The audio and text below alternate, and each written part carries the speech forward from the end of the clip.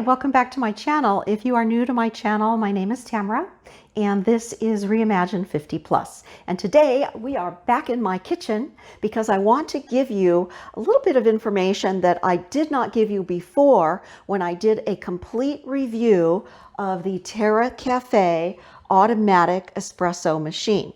And that is because when I did my review, I did it a few weeks after having received it as a Christmas present from my husband. And as much as I loved it, I hadn't done any of the cleaning. And so I thought this would be a very important video to give you a little update on some of the things that you will want to be doing to make sure this machine is in tip-top running order. It's just like weeds in the garden. You want to stay on top of it. It's not difficult to do, but there are a few little minor things that you can do in between the deep cleaning of this machine, which, by the way, the machine will tell you it's time for a deep clean based on how many cups of coffee, how many espressos, how many lattes, how many things are actually going on. It knows, and it says, ooh, time for a deep clean, time for descaling, that type of thing. So we're not going to talk about that today. You can get all that information on their website because it is automatic. But I want to talk about the minor, simple cleaning tips that will help you get the most out of the Terra Kaffe espresso machine. So let's talk. One of the accessories that comes with your machine is this little, what looks like a paintbrush. And this is in fact a very important tool when it comes to keeping the Terra Kaffe clean. So I'm on this side of the machine so that you can see that the door on the right is going to open up, and it is going to beep at me and tell me that the door is open. So I'm going to turn the machine off so that you won't have to hear that the whole time I'm talking.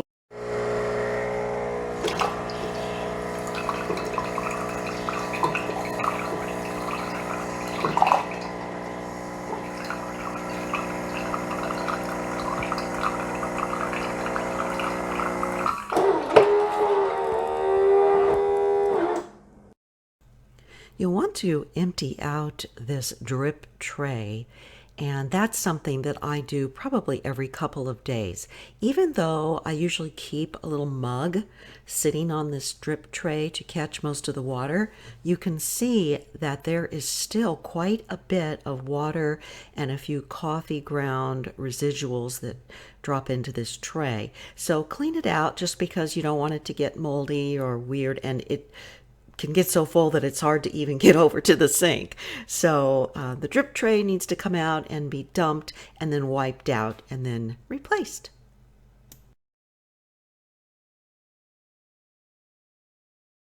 I always dump my coffee pucks out into my garden, and if you are getting an especially wet puck, I'm trying to show you the water here. That has to do with how dark your roast is. There we go. You can see a little bit of the water there. So if they're not forming nice pucks, then it's just because you have a darker roast. I was concerned initially thinking, oh, something's, wrong. It's emitting too much water, but no. Switch to a lighter roast, then you won't have as much water. But the flowers sure like it, and I think now we're going to remove the Brew Unit. There is a little lever that you'll be squeezing and a couple little grooves that your fingers fit into to assist you in making the grip in order to pull this out of the machine. Okay, so you can see that this is out, and when you very first glance at it, it doesn't look like it's dirty or anything like that, but we are going to rinse this out, and we are also going to take the brush and clean a lot of the little crumbles and things that are lying about inside the machine. So the first thing that I want to make you aware of is that you will be running water down through this, but not tilting it over and getting any, you're not going to soak this or anything like that. You are just going to run water gently, I'll turn that down a little bit, through the top of it. And that's not going to hurt it. You can rinse off a little bit of the coffee that you see sitting around on the sides, but you are not turning it upside down, shaking it, doing anything like that. Okay, take a look at this. So you want to get that cleaned up. You don't want to leave those coffee grounds. If you don't clean them, they can get a little water on them, and then eventually they can actually get moldy. So we're going to wipe that down very carefully, and we're going to use the brush to do so. Depending on how many cups of coffee each day you make, and depending on how often you do this, there will be either, just a few crumbs, coffee grounds, as you see here, or there could be a lot. So take that into consideration as far as how often you want to remove the brew unit and get in there and do some deep cleaning. On this particular day, I did not have a lot, and that's because I had just cleaned this out, I don't know, maybe 3 days before, which inspired me to do this video for you. So again, just depending on how often you use the machine will determine how grumbly the machine is when you get in there. Okay, once I have rinsed out the bin where the coffee pucks go and dried it off, and then also the brew unit, you just dry it off. Make sure you don't have a lot of excess water. Now it's time to put it back into the system. And there is this little lever which gives it the release to slide in. So there's a little hand groove right here where you're going to put your thumb, and we're going to put that back in to the machine. And I will show you that.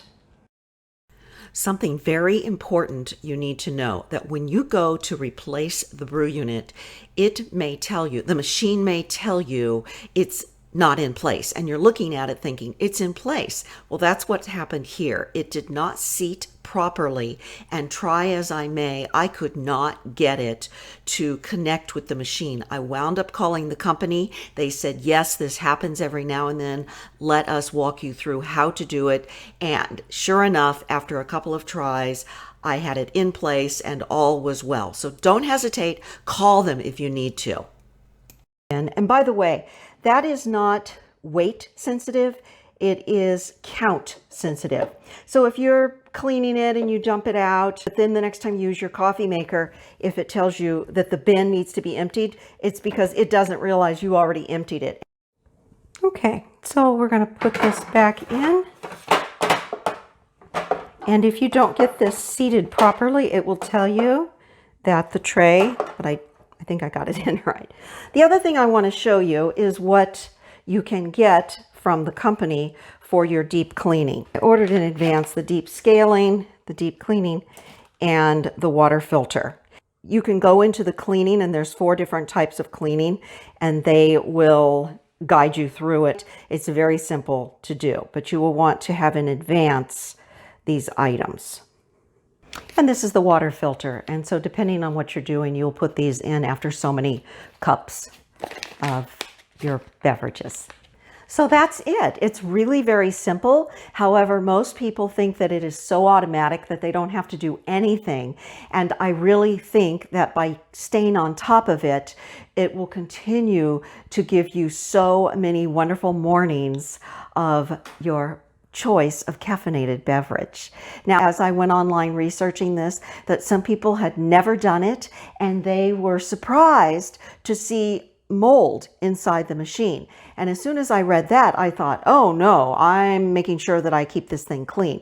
So definitely take a moment at the end of each week, however you want to go about doing it, just to brush it out, clean it, get it ready for your next week of coffee. And again, if you haven't seen the very first video that I did, I'll link that below so that you can see just how wonderful TK01 is.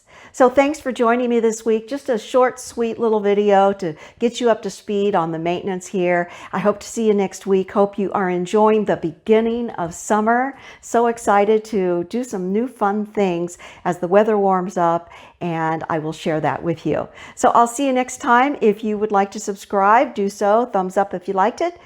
Have a good week. Take care. Bye-bye.